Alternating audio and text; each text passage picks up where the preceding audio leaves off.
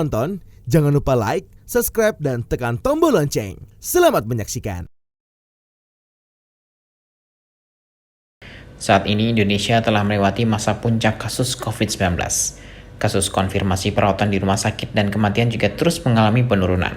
Meskipun demikian, Wakil Menteri Kesehatan Dante Saxono Harbuwono mengingatkan semua pihak untuk tetap waspada dalam menghadapi pandemi COVID-19. Eskalasi kasus masih terjadi di sejumlah negara tetangga Indonesia seperti Malaysia, Filipina, dan Vietnam.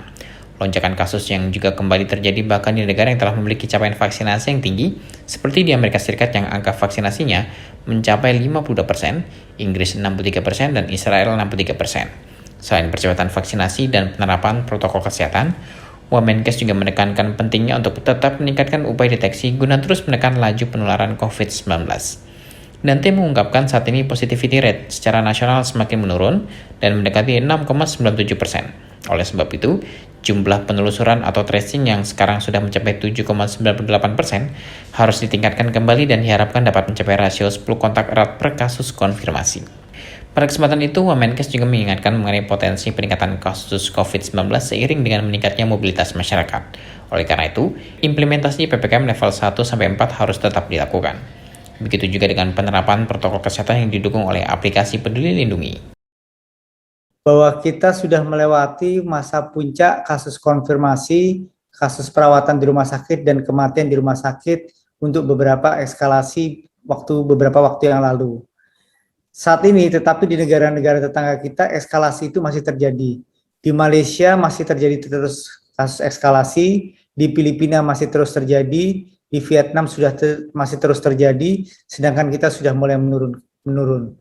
Apa yang perlu kita tindak lanjuti dari peristiwa ini adalah bahwa menurunnya kasus yang ada di tempat kita bukan membuat kita menjadi terlena, seperti pesan Bapak Presiden, akan tetapi inilah saatnya kita melakukan penguatan terhadap ketahanan medis. Ketahanan medis itu dipentingkan karena beberapa kasus itu terjadi juga peningkatan di beberapa tempat. Di Amerika Serikat, di Inggris, dan Israel, di mana di Amerika Serikat angka vaksinasinya sudah sedemikian baik hingga 52%, di Inggris 63%, di Israel 63%, terjadi lagi kenaikan kasus tersebut. Ini disebabkan karena abai protokol kesehatan yang selama ini diabaikan karena merasa sudah dilakukan vaksinasi. Jadi vaksinasi bukan satu-satunya game changer, tetapi merupakan salah satu komponen yang penting untuk dilakukan, tetapi penting adalah protokol masyarakat. Setiap kali terjadi kenaikan mobilitas masyarakat, selalu disertai dengan peningkatan kasus tersebut.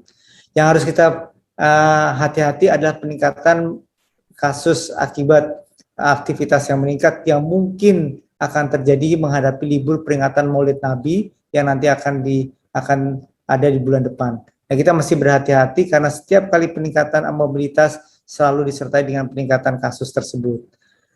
Dari berbagai macam strategi penanganan yang perlu dilanjutkan, maka yang paling penting adalah tes epidemiologi, kemudian rasio kontak erat yang dilacak, dan percepatan vaksinasi pada saat kita sekarang sudah melalui masa-masa sulit di mana eskalasinya kemarin itu sudah semakin tinggi dan sekarang sudah semakin baik. Karena itu implementasi PPKM di level 1-4 tentu harus tetap dilakukan dan ditetapkan, serta pemanfaatan teknologi digital dalam implementasi protokol kesehatan terus harus dilakukan.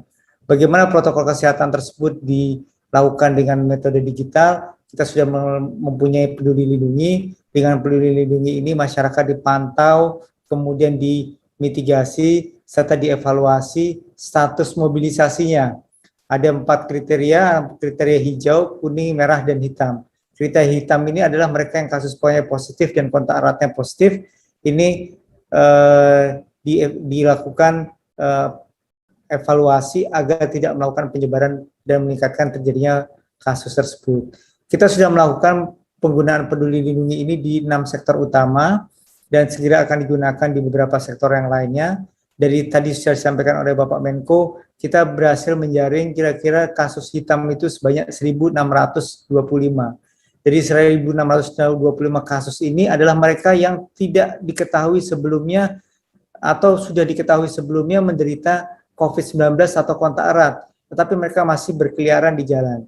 Itu terutama disebabkan karena mereka terdeteksi di sektor perdagangan, terutama ketika akan masuk mall. Jadi ini penting sekali proteksi dengan melakukan peduli lindungi ini untuk menjaga masyarakat supaya tidak terjadi kontak yang erat.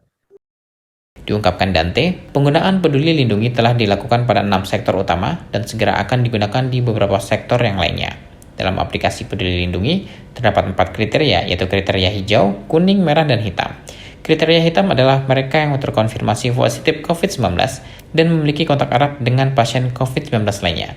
Hingga saat ini, Peduli Lindungi telah berhasil menjaring masyarakat yang terdeteksi sebagai kriteria hitam sebanyak 1.625 kasus yang umumnya terdeteksi saat memasuki sektor perdagangan terutama mal. Tim Eljon Media laporkan.